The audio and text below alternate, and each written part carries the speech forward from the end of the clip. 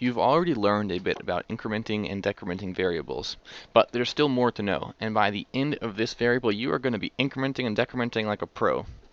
Alright, so I'm going to create a little program here, and it's going to first, I'm going to have to give it my age. Int age equals 18. Wait a minute.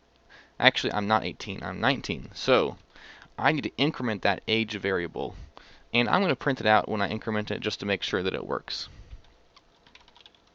So I'm going to print out an integer, and I'm going to print out the age variable, and I'm going to increment it by 1 so that I get the right answer. Alright, so if everything goes right, this should print out 19.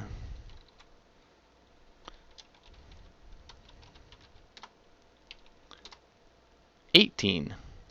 But wait, I incremented the variable, so why did it not give me 19 instead of 18?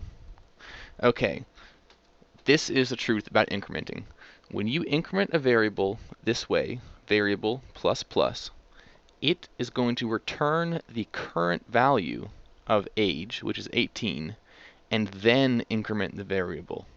So if I were to print out age again after this line, it should be 19.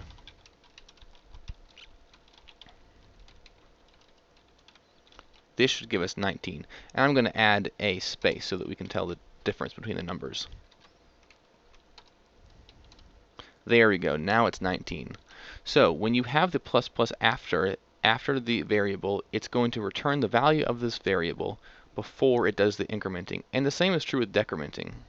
If I do minus minus, it's not going to change the variable the first time, but it should the second time. Now it's 17. Well, what if you need to increment it before you return the value of that variable? Well, all you have to do is take this and move it in front of the variable. Now it's going to increment it and then return it. So now it should print out 17 the first time and 17 the second time.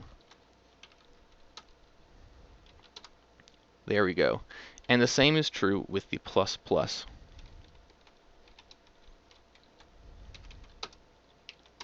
Now it says 19 both times, which is exactly what we wanted the first time. Alright, so that was a really short tutorial about how to increment and decrement variables, and that's really all you need to know. There's nothing more to know about incrementing and decrementing.